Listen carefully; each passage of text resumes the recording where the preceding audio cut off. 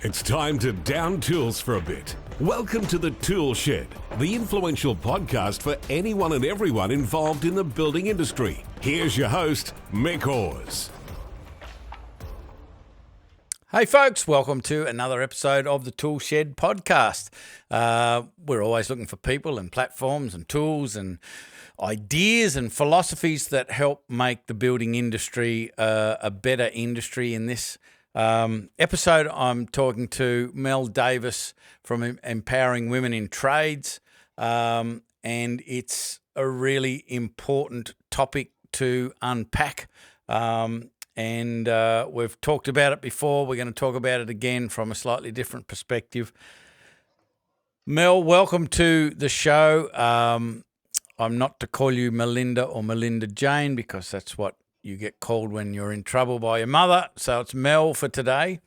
And Mel you are great. the Chief Operating Officer of Empowering Women in Trades. We've had Haysia on the show before. She's come into Black Belt and done a session with our Black Belt members. She's an absolute dynamo. How did you get involved in Empowering Women in Trades? What's your backstory? It's a really interesting story. So very different to Haysia's story. But for me, I was working as a career counsellor at TAFE here in Victoria and working through some career services here. And I got introduced to Haysia and we got the opportunity to work on a project together. And from the moment that I met her, I loved her energy. I loved her idea behind Empowered Women in Trades, what it stood for. Most importantly, her vision, though, to just be authentically ourselves and not try and replicate what's out there, not try and be anything different, just always move forward with our women and our non-binary participants at heart, what is going to be best for them and how do we connect more with them and bring them into industry. So lucky enough to work with her on a couple of projects, and then she said to me, do you want to come across? I think we'd be great together, and took a little bit of convincing, coming out of COVID in a TAFE job, which was really stable and was quite a busy time to leave. I think 3 months before my long service leave kicked in as well, to leave and go to a startup. Could say it was a bit of a crisis, but I have not looked back. I was really, really glad I made that decision. It was definitely something that has filled my soul, and I've enjoyed every moment of the ride so far. Yeah. And how important is that? You just, to quote your words back, filled your soul. How important do you think that is when you're fulfilling a role? Because there's just so many people who don't particularly like what they do. They just do it to earn the money to pay the bills and look forward to the weekend to get away from work. Tell me about your experience in empowering women with trades. What about it fills your soul? What about it keeps you there and makes you happy? Absolutely. Look, I'm a feminist at heart. I didn't really realize it until I started in this job, but empowering women is something I've always been really passionate about, building women up, making sure they've got the confidence. So when you come into this space and you have the opportunity to work with women from all sorts of backgrounds, all sorts of diversity, but also men in the industry who are learning just as much, it's been a really great thing to give people informed choice. Your career is a marathon, not a sprint. And for me, the best thing you can do in someone's career is give them choices and allow them to come to their own conclusions about what does fill their bucket, what does make them happy. Realizing as well that through that journey, things are going to be different. We often, I really don't like that question we ask people, what do you want to do when you grow up? What do you want to be when you leave school? Because our life is just going to twist and turn so much, and what we need from a job is going to change. Flexibility, how much we earn to be able to live, all of those things are really important when we match into what career we've got. So for us to be able to show women that if you want to, you can do this. If this is where you're geared and this is what you enjoy, there's no reason why you can't do this, but it really needs to be your choice. It has to be led and driven by you. So let us support you to bring you that information to help you make that choice. Yeah. What does that support look like? So tell me what the day in Mel's life looks like, or a week in Mel's life looks like to empower someone. And I really want to unpack this concept of empowering people as well in a while. But what are the actions that you take? What does a week in the life of Mel, look like when you're living the dream? Living the dream for me is like living in a tornado. It moves pretty quickly. There's lots of up and downs, and you don't really know what each day is going to bring. But Mick, my philosophy in life, both my personal life and my work life, is just be a good human. And I Mm, think that's how you empower people. Is you listen to people, you really get to know a person, you lead with kindness. Kindness is one of the biggest things for me in empowerment. It might be that I'm having to deliver a message that might not be, maybe this is not for you, maybe this is not your calling, maybe we need to look at something else. But if you can do that with kindness, and then you can provide options and you can provide some context and you just listen, empowering for me is really about building humans up. It's about noticing the small things. It's the little things. It's providing that self-belief. And most importantly, there's the honesty around that as well. When you empower someone, you give them information. It's about helping lead them to a decision without making it for them. mm. So, for those who didn't listen to the last conversation I had with Hasia, just run us through how empowering women in trades works as far as the member / client relationship. Do they find you? Do they come to you? Do you get contacted by businesses being asked for help, or individuals, or how does it work? How do you get in contact with your clients / members Yeah. in the first place? It's a really great question. There's a lot of different things that we do. A lot of it is organic. So people come Mm, across us, particularly when we're maybe working with the women that we support. That tends to be quite organic. They come across one of our posts, or they see one of our programs, or they'll see us commenting on something, and it resonates with them to go, that's something maybe, in the back of my mind, it's something I've always wanted to try, something I've always wanted to do, but I've never quite got there. So it's a natural synergy to reach out to us and have a look at how can we do that. And it's really something, Mick, we've been really important on, is just being our authentic selves. So if mm, you go through our social pages, there'll be spelling mistakes, there'll be photos of us doing silly things and just having fun, because that's what we want to show people, that this is a safe space where everyone's accepted just to come in. And it really is now about our vision towards 30 by 30. So supporting more women into trades and giving them opportunities through immersive programs, through having an online presence, through being able to attend schools to build a pipeline, to be able to look at women now who could take up roles but just need a little bit of support to do so.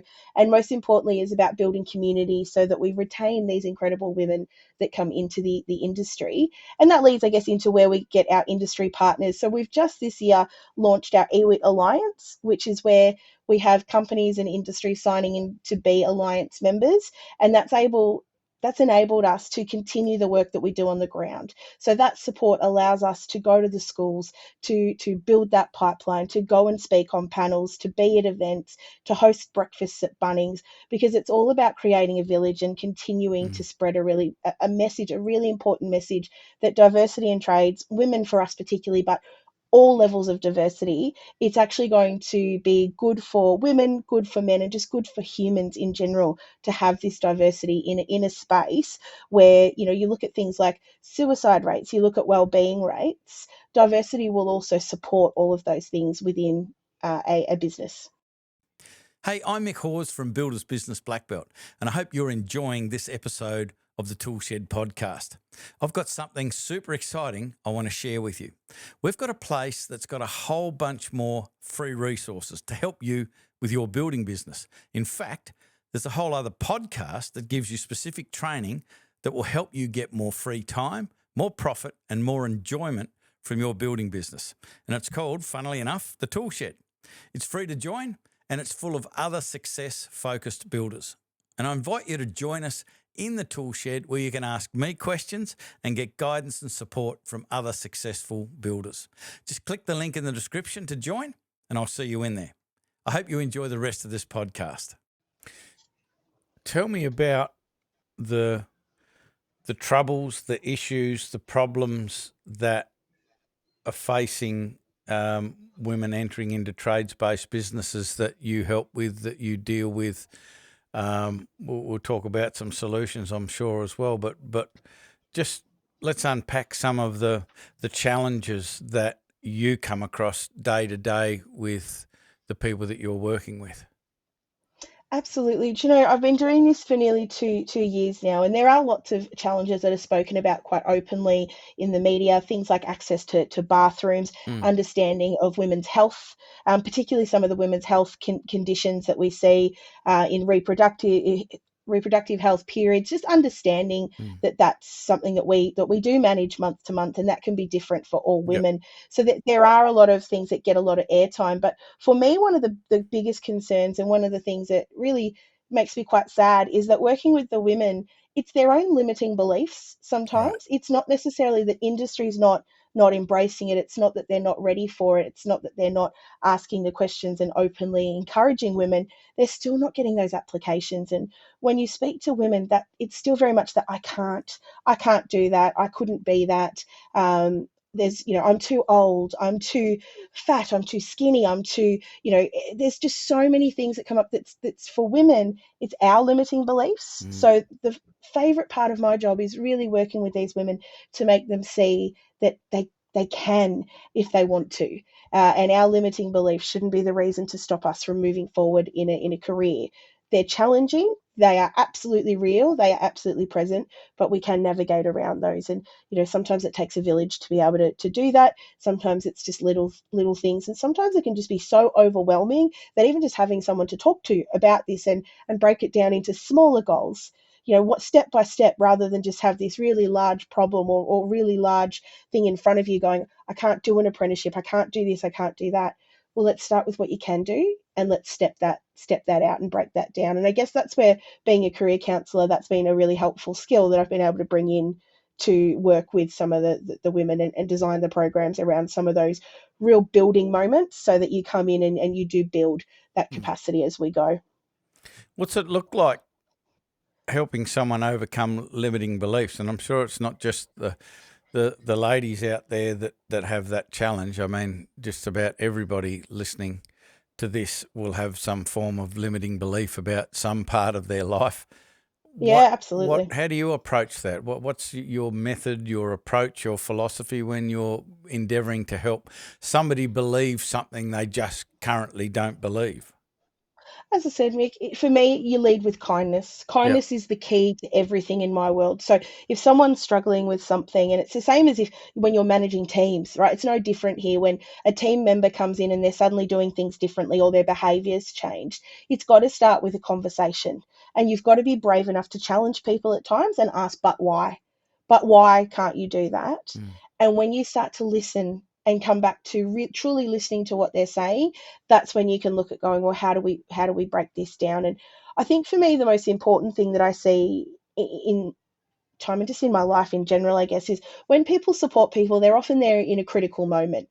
So that might come because I've hit a point where I really need some support and I really need some help, and someone's come in and they've supported me in that moment. But the crucial step now is that follow up, mm, is actually following up with someone and going, we spoke about this a couple of weeks ago, just wanted to check in with you and see how you're going. And that's, I guess, something that for me is a really critical point in this moment.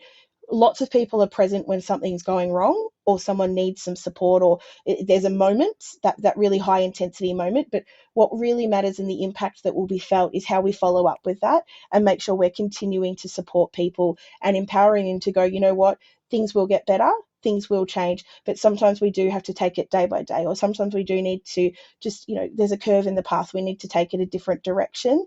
And also really showing encouragement. I think people in life are very quick to go to the negative. They're very quick all the time to tell you what you're not doing well, or to tell you, the negative side of things and complain. I think we should just be as focused on making sure that we tell people when they've done something well. And that doesn't have to be a big deal, Mick. That could just be simply, hey, this project's been really, really hard and you've been really efficient. Like mm. having you in this team has meant that this really tough project, it hasn't made it any easier in terms of getting it out there, but it's certainly made it more manageable because you've had my back and I know that anything I've asked you to do would just be done. So thank you for that. I just think, again, empowering people is about giving them self-belief, and we just tear people down so quickly that it's unnecessary. As humans, we really should be showing each other more kindness. Yeah. Yeah. I asked this question to Hasia. I want your take on it as well. Yeah. What value does bringing women into a trades-based business offer the business? Like, even if we start to get, greedy with numbers or whatever, but, efficiencies, different ways of thinking, just bringing a different energy. What value are the trades-based businesses missing out on if they're purely male-dominated? Well, I mean, naturally, considering that 52% of the Australian population are women, they're missing out on 52% of incredible workers who they haven't even tapped into to have a look at.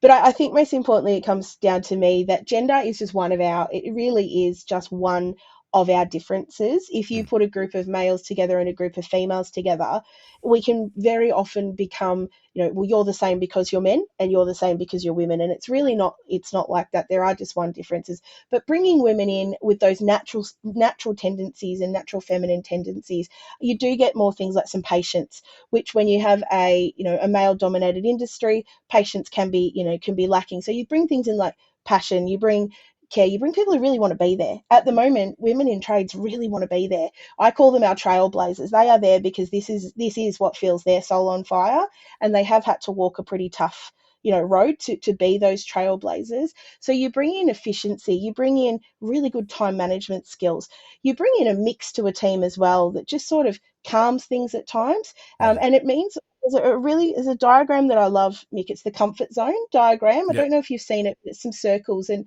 Yep. when you get into that fear zone and when we move forward and we have diversity and we start to learn about new things and we do start to have conversations that challenge us, around women or around men, I think that's when we grow as people. And that's not just good for us in our professional world or for our employers, who then will get the best out of us and know how to, how to inspire and really put a team together based on skill. I think as people, that's a really important thing in your career as well, because you're going to work for such a long time in your life. You really do need to grow, be supported, and meet different people. And I think you definitely get that when you bring more women into an environment. You just start to build a mix. Things look a little bit differently, and as humans, your staff will start to thrive in the workplace and feel better about being there. Yeah, brilliant stuff. Tell me about the pathway to you. Somebody listening to this knows somebody, mentions empowering women in trades. What's the pathway? What can somebody expect when they reach out to you, and how do they reach out to you? Yeah, look, they can definitely expect a very warm welcome. We get people reaching out to us predominantly on social media. So that's Mm-hmm. probably one of the easiest ways for people to connect with us is to connect with us on social media.